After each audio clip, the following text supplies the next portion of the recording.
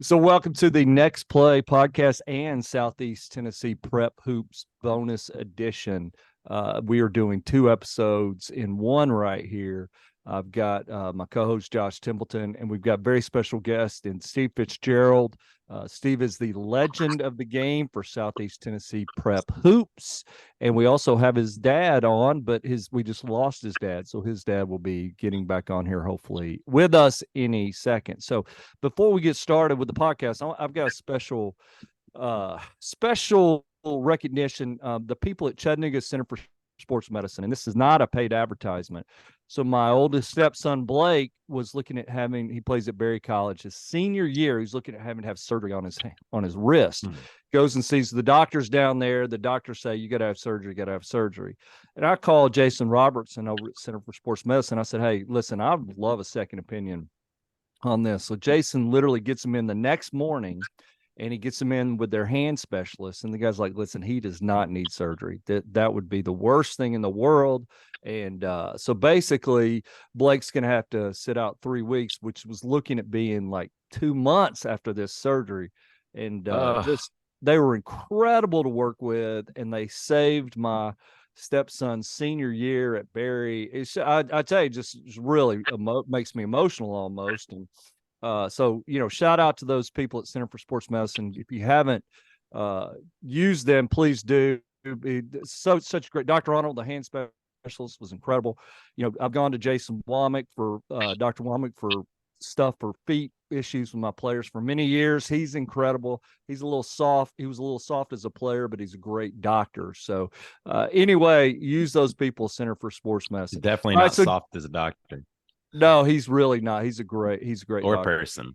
No. I mean, he was definitely a soft player, but he is a great doctor, which is what you really want. So, all right. So welcome, Steve. It is great to have you here. Steve is our legend of the game.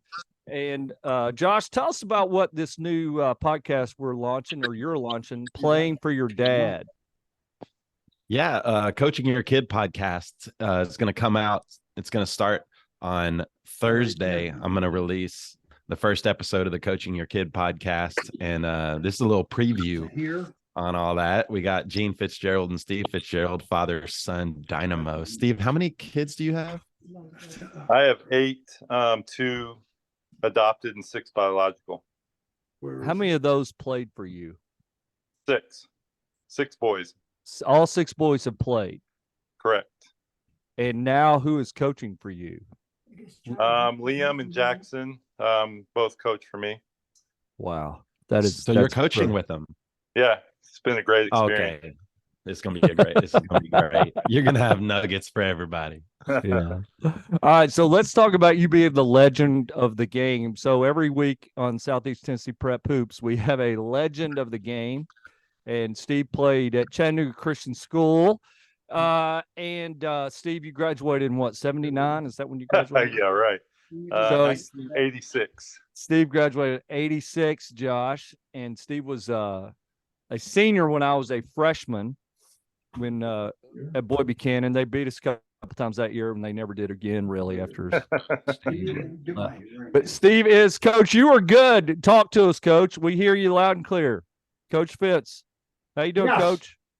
All right, you were good. So you were also the legend of the game, Coach Gene Fitzgerald. Now, so I also played for Coach Fitzgerald at Covenant, and Steve was a senior when I was a freshman. So I've got that perspective on this whole playing for your dad. I wasn't the son, but I was also watched coach his son. So, a lot to talk about with these guys.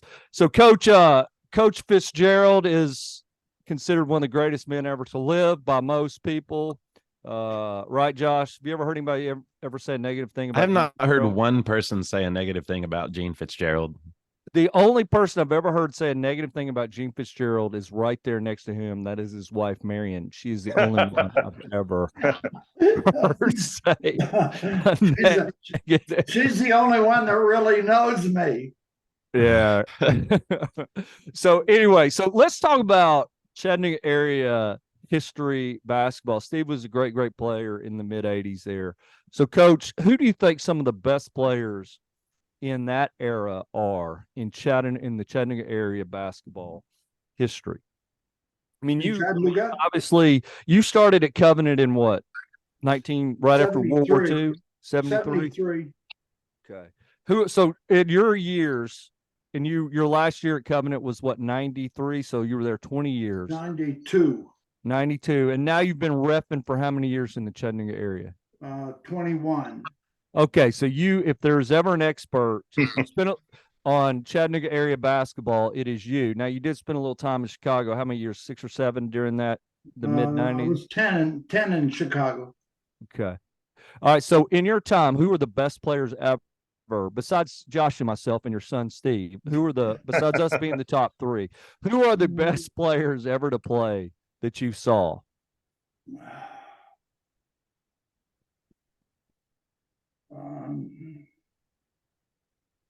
You don't have to get this right now. Just off the top of your head. This is not. I know, but that was a long time ago. But you're still coach. I mean, you're still repping today. So, yeah. I mean, so anytime anybody. Steve, how about you? While your dad thinks about it, besides you. Antonio Paris was really good. Jeff Strong. Where was that? Who was Antonio Paris? Where is he from? He was at Kirkland High School. Wow. See, how much older? How much older? He's still repping NCAA. Wow. Well, how much older is he than you, Steve? He was in college when I was in high school. So we played when we had pickup games at Chattanooga Christian in the summer. He'd come there. So I got to see a lot of really good players. The one kid, that Boykins guy that played at Lee, was at Howard, Victor Boykins, I think. Yeah. Really good. Jason Howard. Jason Howard. He's been mentioned. Yeah. What about older guys though, Coach? Like some of those guys, like Leroy Higgins was incredible too. He was, I think, one of the best point guards that ever played in Chattanooga. Wow. What about other Speaking guys? of point guards, Porter Roberts was pretty good. Yes, he was. He did play at Purdue. I was a little wee guy handing out water and towels on the bench watching Porter Roberts, and I think I was scared of him. Well, for 2 years when Leroy was at Covenant, I never had a press offense. We just gave it to Leroy and said, "Get on the floor and shoot a layup." That's pretty good. And how athletic was he too? I mean, how tall was he? 5'8"? He was like 5'6", 5'7", something like that. But he could dunk a ball. He would put tape on his hands so he could hold the ball. He had tiny hands, but he could dunk a ball. Josh, Coach would tell me stories about how, like, Leroy Higgins was the last person in the world you ever wanted to fight. Like, I don't doubt that at all. He was one of the toughest. Some of them little dudes don't ever stop. He said, you never had any locker room issues with Leroy Higgins around because he took care of it. I broke up a fight between him and Jeff Klein. Jeff Clyde's 6'10" or something like that, right? And before it got going, but I'm not sure who I would have bet on if I would have had to bet on the winner. That's how tough he was. He was unbelievable. Wow. Other guys, Steve, you could think of that were great. I saw Reggie White when he was in high school. He was pretty good basketball player. He was. Yeah. What was he like? He was more athletic than you'd think. He wasn't like huge back then as far as like weight, but he was about 6'6", really could jump. I mean, he could have played college basketball, no doubt. Yeah. Wow, that's something. Yeah. That's great. My dad said one of the best high school basketball players he ever saw was Chris Carter.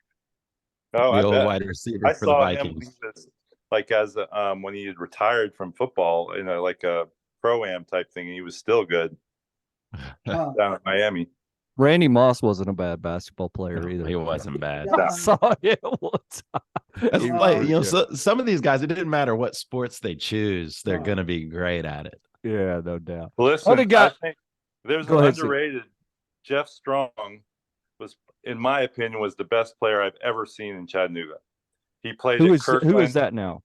He was a year or so older than Antonio Paris. I think they won the state championship when he was a senior. He was at JUCO, then he went on to Missouri, then he played for the Bucks for a while, but he was, I mean, in person, I've never seen anybody like it. I mean, he was just unbelievable. So one of the things we're doing here, Coach Fitz, is we really want to promote the game in the area. And if you look at football, like even this year, there's probably 10 or 15 Power 5 guys that are, going to Power 5 conferences. But in basketball, the last guy we can think of it's been the early 2000s since the Chattanooga area has had a Power 5 basketball player, which is really incredible if you think about it. I mean, so Hal Werda played at Vanderbilt, Philip Jurek played at Tennessee, and then we forgot Terrence Oglesby that played at Clemson. But that's been 15 years. Long, yeah. And so, we've had some really good players that have played mid-major, but none of those high major guys. So what do you think? What do you attribute that to, Coach Fitz? I mean, football is huge, obviously, in this area, but I think part of it. I think the game has changed so much, and I think what's happened offensively is it has become an equal opportunity type of offense. Yeah. And I don't think coaches today have a hierarchy. And so good players can go without the ball for a long time because the other team's guarding them. Yeah. And I was just telling someone the other day, I had the Kuhlman kid at Trinity that scored 3,000 points. Yeah. And if we went down the floor 2 or 3 times and he didn't get the ball, we were running something for him. Yeah. But you don't see that. I've watched, I don't know how many college games already, local college games. And you can't look out on the floor and say, that guy is the guy that they're building their offense around. Yeah. Hey, Josh, one of the greatest stories I've ever heard is with Don Rikoski at Bryan. What was the kid's name that was scored 20,000 Brandon points? Cole. Yeah, Brandon Cole's 6'1" post player. Where did Brandon Cole play, by the way, high school basketball? He was up there. Stone Memorial. That's right. Yeah. Yes. So anyway, Coach Fitz calls Don after the game. He said, Don, you gotta get Brandon Cole the ball more. And Don goes, Coach, he had 50. And, and Coach goes, he should have had 60 or 70. It's one of the great stories. One of the great stories of all time. All right, so you guys are obviously coaching legends, and any older guys, Coach, anybody even before, say, Steve's time, in the 70s there when he was running around Chattanooga Christian as a 5-year-old, Well, Howard had some great guys that played. Anthony Roberts. Yeah. They had some guys that played at Oral Roberts. Lightfoot, Orlando Lightfoot was a great player. His name's come up a few times. Yeah. Steve, I held him to 47 one time. He's my age. You were a stopper. 47 out of their 62 at Boarding Academy. They missed by one or something. I played him in a men's league when he was like 38 or 40 or something like that. And after the first 5 possessions, we're like, we're just gonna have to score more points than they do to have a chance. We ain't stopping this guy. And he was old. Yeah.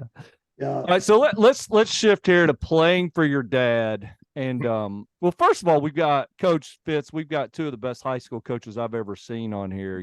Steve and Josh. Really 2 of the top 5 I've ever seen in person. I'm not going to rate them who I think's better here. Who do you think's better, Coach? You saw them both. No, I'm just kidding. You don't have to answer that. So, but really, they are 2 of the best that I've ever seen. So let's talk playing for your dad. Josh, what's up? You ask the questions right here. Let's go. What's Gene and Steve? Let Gene go first. What's the most challenging thing about coaching your kid? What's the hardest thing about it? I think maybe being fair, because the tendency is to maybe be harder on your kid than you should be. Um, and uh, and also it wasn't the case with me because Steve was a really, really good player. Yeah, you And were I didn't- fortunate in that he was the most talented guy on the team That because I makes it think, easier, doesn't it? yeah, I Yes, think, it and we've definitely- talked before, you get in trouble if the kid's the worst player on the team or the best Right. player on the team, you're usually pretty good. But if he's in the middle, that's where you run into trouble. Well, So I no meant one to- was ever going to say Steve shouldn't have been playing. So that was, Right. yeah, he really, if it hadn't been for you, he would have gone and played Division I basketball. I'm sure that was, I probably. once heard a story about Al McGuire when he was at Marquette, and his son Allie played for him, and he wasn't very good. And Yeah. on a sportscast, somebody asked him, said, "Why is he playing?" He said, "Because he's my son." Yeah. And so you He just have said that it. sort of there's that. I'm sure that happens at times somewhere where the guy is playing and probably playing more than he should because he's the coach's son. And that certainly wasn't the case with Steve. How about you, Steve? I mean, I think I had the experience of playing for my dad, which helped my perspective. Looking back on that situation, there was way more positive than negative, but all the positive was, I'm not going to say all the positive, but most of the positive was non-basketball. It was the fact that I was able to spend that quality time with my dad, and we were, we never could get that time back. From a purely basketball standpoint, it was probably not the best decision for me because, I had been playing with those guys since I was, a freshman in high school, and it really didn't push me to be the best player I could have been, but it really helped me become a better coach. I mean, I would say that I for sure underachieved as a college basketball player, and so that drove me as a coach. And one thing, as far as me coaching my kids, I had coached for probably 15 years before I ever coached any one of my kids. So by the time I coached them, I think because I had played for my dad, I feel like I had a pretty good perspective on coaching my own kids. I had kids that ran the gamut from being the best players to being, in the middle of the road. I mean, I remember my oldest son, we went to the state Final Four and won and went and played in the state championship game. He never played a minute. And that wasn't because he wasn't a decent player. He just wasn't able to get in rotation. So I felt like I could really, have a pretty realistic view on my own kids. And I really tried to treat them between the lines just as another player. So I think that kind of helped. And I've been able to use that now when parents come to me and say, my kid should be getting this much playing time. Look, bro, I put my own kid on the bench. So it's definitely no agenda. You know what I'm saying? So I really feel like that whole experience was, preparing me to coach my own kids. And you coached 6 of them, which is incredible. Yeah. So Coach, I was, Steve, I would say, because obviously I just played with you for a year, but I think part of you may think you underachieved as a player, but I see it as your gift was as a playmaker. Your gift was as scoring wasn't your mentality. And so Right. the problem was you were just put in a situation where you were the most talented guy. So if you'd have been at, playing at the mid-major or whatever higher level, I think it would have fit what your mindset was as a player. And you obviously correct me if I'm wrong because I'm not inside your head. But Coach, don't you think that somewhat Like he could, like I think his mindset was. By the way, I had David Wilding, who was one of my teammates and who Coach Fitz coached. Steve, I had him on the podcast and we were Oh, talking. cool. Yeah, it was cool. So basically, I got into Dave's face and I said, Dave, you were just so talented, but you were an underachiever as far as talent. And Dave really got upset with me. He said, you know what? I didn't want to be the guy to score. I didn't want to be that. I just wanted to be a role guy. And he said, he said, he looked at me, he said, you can't understand that. And I thought that was really interesting that, that he didn't want to be that guy but you were different. Steve, you were great under pressure. I'm not saying that. I'm saying you just were a playmaker first. My thing was, though, that I don't feel like I was mentally tough enough to like say, screw what everybody else thinks. I'm going to do what I need to do, because I was worried about them thinking, oh, my dad's a coach. Why am I taking so many shots? And so those are the kind of things that went through my mind that shouldn't have. And that's why I feel like I didn't, play the way I should have. Well, no, we all. Part of that was probably my fault. That I didn't encourage. I definitely think that was an issue. If he missed a couple of shots, he wasn't going to shoot the ball next time down. He was going to get the ball to someone else. Yeah. And we had some good players around him, with him at that time. I mean, Robert was a great small college player. Yeah. The idea of getting the ball where it's, in a lot of ways, where it's supposed to go is so important, and it's totally out of the game now. Yeah. Well, I would say too, being a part of, we had some strong personalities on that team too. Right. They just had some jealous stuff, and and Steve was the most talented guy. So I'll tell you who never had a problem shooting every shot for his dad, Steve, was Josh Templeton. Is that right? That's a guy that never thought twice about shooting every time down the floor. So I didn't think if it was a shot I was supposed to be taking, I was going to take it. I didn't care. My dad told me to stop shooting bad shots. I was like, well, when I stop making them, I'll stop shooting them. Yeah, so Josh keeps talking about this assist record he had that I guarantee you doesn't exist. Whatever, man. It exists about like Tennessee Temple University exists. It never. That was a cheap shot right there. I know, and I need to. I get every time we do a podcast, Steve. I rip Tennessee Temple.B. I said, do you ever go back to your alma mater, Josh? How's that go? Y'all have any reunions there? So, Steve, tough life over here at Temple.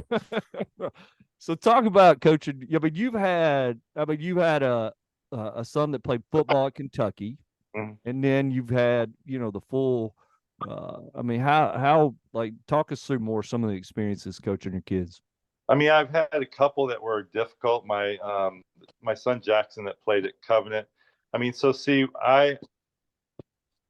was very aware of my issues that I had, and so I was going to prepare my kids to, I was not going to allow them to, I was going to make sure that I gave them every opportunity not to have the same issue that I had. So I was hard on a couple of them. Jackson that went to Covenant, he was very he had a tendency to be kind of soft mentally in situations. And so, we really went at it and had some, but at the end of the day, I think, and it was a consistent, we'd have a issue, then we would talk about it, later.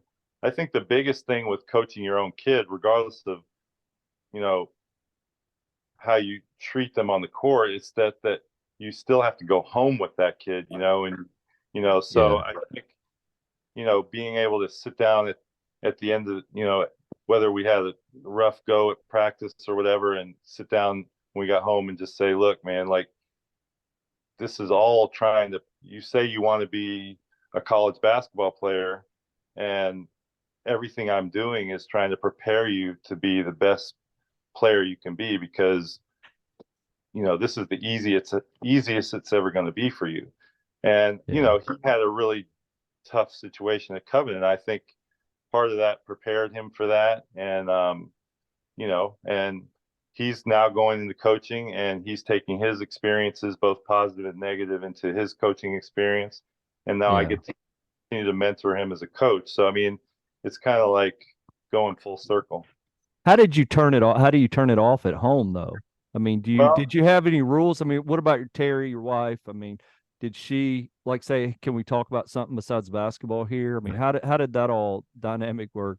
I mean, I did have there was a time when my son Austin was a senior. It might have been the year after. Anyway, I had 4 of the 5 starters living in my house, because I had this other kid, Jeff Profit, that we basically, adopted too, because he had a really bad home life. So that preseason, we actually went to CC's Pizza. I had written out something, because it was the year before, had just gotten where it was just, not, there was just so many moments at home where I was just really not happy, whether it was just grades or performance or whatever. So we had a whole list of things that how we're gonna make it better, as far as like turning it off when we got home, and not carrying stuff over. So yeah, I've had to do that. I had to been very intentional about not bringing stuff home, and that continually being frustrated because I see them 24/7. So, but as far as like now, like when I'm not coaching my kids, I'm pretty good about not bringing it home. Yeah. How about you, Coach? When Steve would come back, we'd come to the house and watch watch an NBA game or watch Tennessee lose or something. I mean, what did you guys stay away from the topic of what was going on in practice and with the team, or? I don't remember much about that. I do know that the fact that he was on campus probably helped that. Although he was home. Weren't you home one semester, Steve, or 1 year? Not while, I don't think while I was actually playing, but I was either in student apartments or at in the dorm. Yeah. I pretty early in my college career, I really tried not to bring basketball home, any more than was absolutely necessary. I was gone so much, and I was involved in it so much, that there had to be a time when it was just the family. And one of the things that I did was I tried to make summers really family kind of things. I went to the pool with the kids. I took Julie to the pool. The other thing, and to shopping center and to concerts. The other thing is, with both Steve and Julie, when they were young, I took them with me on recruiting trips and scouting. They went with me. And that's the only way to do it as a college coach. You can't. Those are great. Those are great times.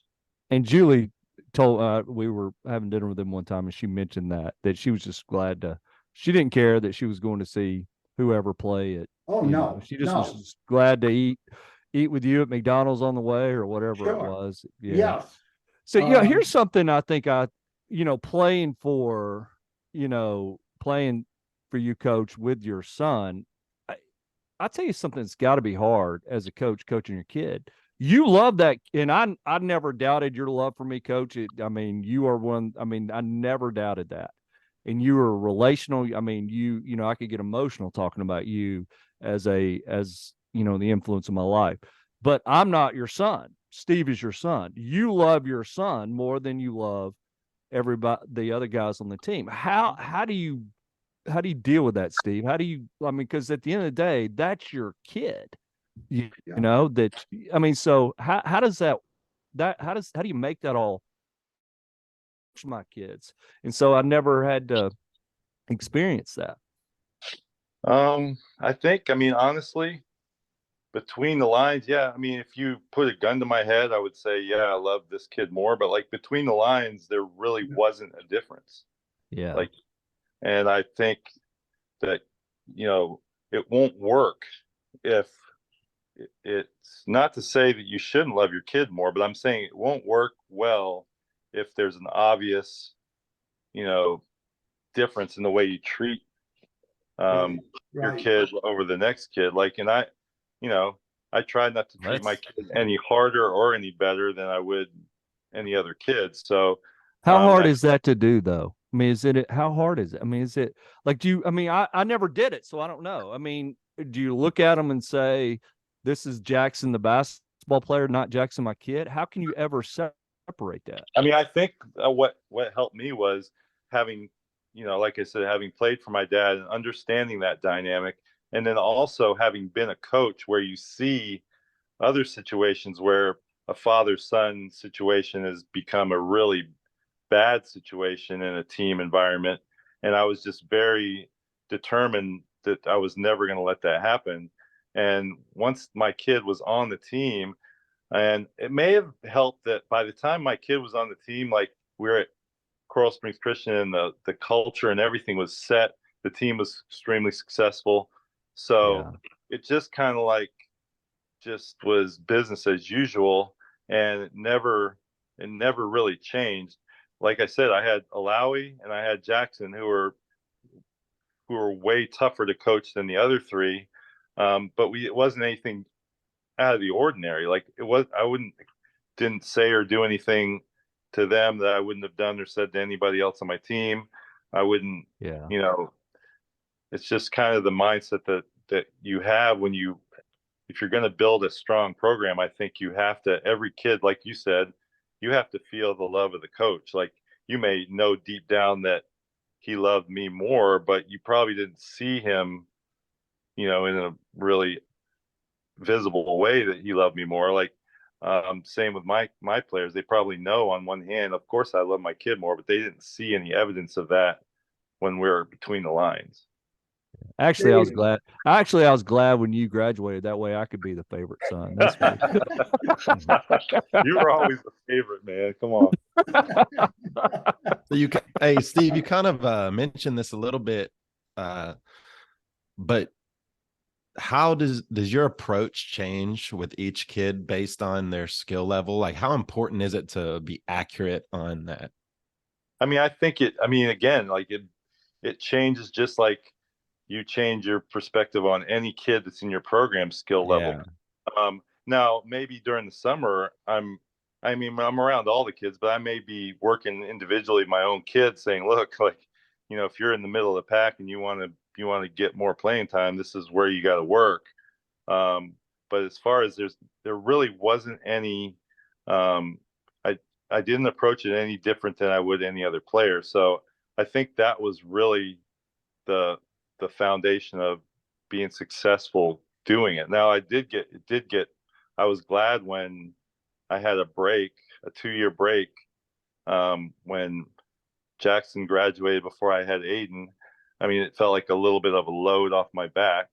But as far as like, I really didn't run into any situations where I felt like it was stressing them getting, a certain amount of playing time or any more than any other player. You know what? It just came to my mind that Julie, your sister, Steve, I mean, she probably could have been a really good basketball player, but she didn't love it. She chose other things. So how do we as coaches with our kids encourage them like, hey, if you want to be a good basketball player, okay, I will help you be that. But you don't have to love basketball. Just find something you do love. So that's honestly probably the bigger issue for me, because you see there's examples of coaches that their own kid that they pour immense amount of time in their own kid, and they and they struggle. The kid may seem like they don't love it as much, and then all of a sudden they become a great player. um so that was always the struggle with me, like how much do I really push them? Yeah. The opportunity is there, so my feeling was always like, I'm going to give them an opportunity. If they ask me to work extra, I'm going to always work extra with them. But at some point, when they get to high school, um if they're not really initiating that, I'm not going to, I'm not knocking at their door at 6 a.m., pushing them out the door, like to do something Yeah. that they obviously are not, driven to do. But there's times like, second guess myself. Maybe they do need that, you know. Yeah. So So balance. it's Yeah, a it's very hard. difficult fine line for that. And I Yeah. I erred on the side of, you know, not pushing them too hard. How did you handle it, Coach, with Steve and Julie Julie? always said the only reason she played basketball was because her name was Fitzgerald and she was expected to. She, she never, Julie never had a passion for it. But y'all hadn't enabled her enough to say that, though. Yes. And And Steve's had the same experience. Being a coach, we had the key to the gym. yeah. The gym was available to our kids.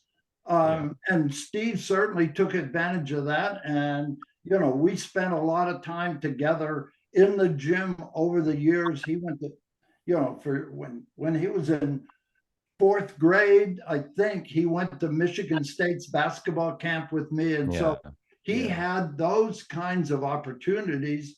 And I don't think that I necessarily over pushed him to do that.